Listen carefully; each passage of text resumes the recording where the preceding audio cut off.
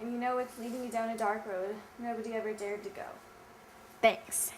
And Adriana has actually written several new poems, and you can also find her poems in Dancing Fingers. Just turn to page, well, let's see, here it is, Adriana's Poems, Melodic Rhythms, and you can find that on page 78 and then several pages after that. And speaking of, I know earlier in an earlier segment I was talking about feathers, horns, and claws, right? Well, Adriana has actually written a very good poem about an animal that was inspired by our pet guinea pig, Minnie, and that is in here. It's called Minnie.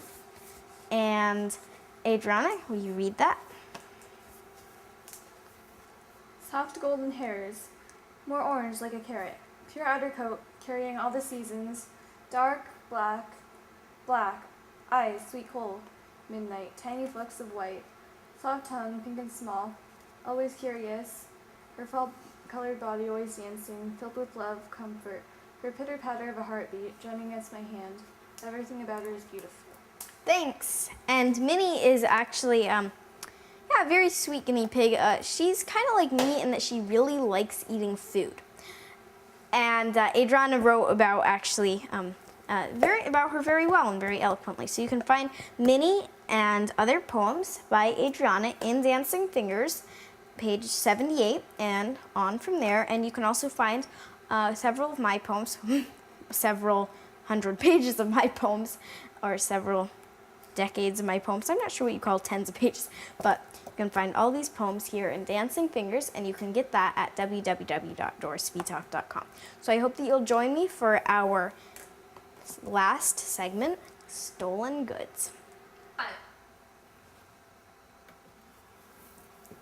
Hi, I'm back, and this time I've stolen something. Well, not exactly, actually.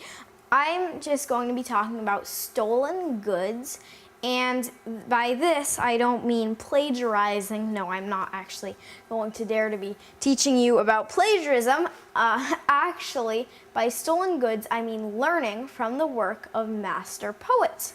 And I think that if any of you have read some of the works of master poets like Emily Dickinson and Walt Whitman, then you probably will have learned something about their style. And so what I'm going to be talking about in this segment is seeing how we can take what we've learned from reading their works and then writing poems in their style to create maybe some poems that hopefully we actually like. So stolen goods is actually what I call this, although I'm hopefully not stealing from anybody, just mimicking a style. Writing poems inspired by master poets. If you want to learn a new style of poetry, look to the masters for help. Mimicking a master poet can be really helpful. It gives you the freedom to use words and rhythms that you might not have thought of on your own. Exploration leads to improvement, as I think we very well know. And we want to write to learn. So what I mean by write to learn is writing in order to build upon experience in order to get better at a skill. Experimenting with different styles allows you to sharpen your writing skills. So step number 1, find a poem you like. That shouldn't be too hard. I'm thinking maybe you can find some of them in Dancing Fingers.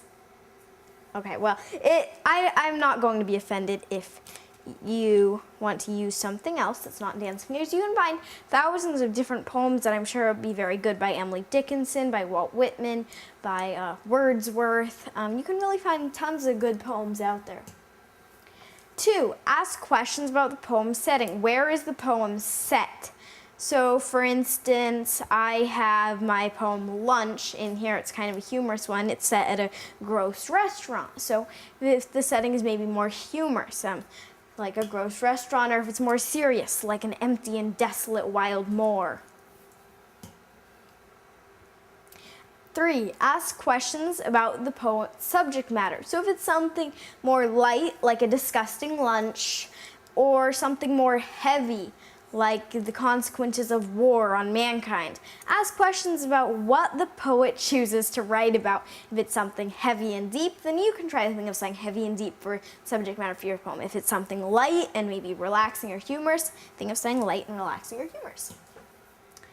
And then here are some questions, some basic questions to ask about the poem. Does the poem rhyme? Is this poem told from the first person point of view, so using I's, we's? Does the poem include descriptive words? Does the poem include action words? Is the poem about a person? Is the poem about a place? So you might be wondering why I ask these questions. Well, they're all really useful in identifying a poet's style. And so, for instance, does the poem rhyme? Like, as you will probably notice, I think actually all, or the majority of, at any rate, poems in Dancing Fingers that I've written do rhyme. And I really like using rhyming because I think that it's more of a challenge for me to try to work within that structure, and it really allows me to express myself in a way that I feel comfortable. So I really like rhyming. Now, my sister, on the other hand, when you're reading her poetry, it does not rhyme in general. I haven't known my sister really write a rhyming poem. So you can look at things like this for a poet's style. Is this poem told from the first person point of view? Occasionally I will write poems from the first person point of view. Sometimes they'll be more objective. And I think with most of my poems, well, actually it does depend. If I'm writing a narrative poem, it will be from I. If I'm writing a poem that's maybe on a bigger, heavier topic, it will probably be objective. So you can really analyze things like this to get a better feel of the poem. Does the poem include descriptive language? Now, my poem Lunch, you're going to find lots of descriptive language describing the gross food. Does the poem include action words? Some of my poems will be very filled with action, lots of swirling and twirling and jumping and whooping. Now, is the poem about a person? A lot of my poems will have people or a person as a main character. Kind of is a poem about a place. And if it's not about a person, then my poems would probably be about a place. So these are just some of the things you can look at when you're analyzing poetry, some of the ones in Dancing Fingers, and whether they're more abstract, whether it's hard to tell what the poem is about exactly. These are some questions you want to ask yourself when you are reading poetry in order to get a better feel for the poet and the poem. 4. Now write a poem that has a similar topic, point of view, and sound to the poem you chose. So if you chose a really, really humorous poem that's very light, that rhymes, and has also a first-person point of view, then you could maybe choose a subject matter that is light and humorous. You could rhyme it, and you could use maybe action words. That one used action words. So think about some details like this as you are writing your poem. Now I'd like to talk about types of poetry, because when you are doing stolen goods or copying the master poets, and really when you're writing any types of poetry, then some techniques and definitions really do help as far as your understanding goes. Poetry. So there are many types of poems, but today we'll focus on haikus, sonnets, free verse, and limericks. Before you decide, you should know about your choices. Haikus are a form of Japanese poetry with 17 syllables in 3 unrhymed lines of 5, 7, and 5 syllables, often about nature or a season. So we were talking about leaves, stars, and stones, and haikus are a really cool way to talk about some of the things you've gotten from nature. And Basho was a really famous Japanese haiku writer, and I would actually advise you to read some of those Japanese haikus because you really get a feel of how these poets are looking at nature and how they express that through their poetry. And another thing is that I actually have one of my favorite haikus. It's about a frog, and it shows you how a small thing that you observe in nature can become a really big poem. This is a haiku of my own. A lone chirp, the bird, left behind in its own nest, welcoming the dawn. And I personally do not write haikus very often, so I hope that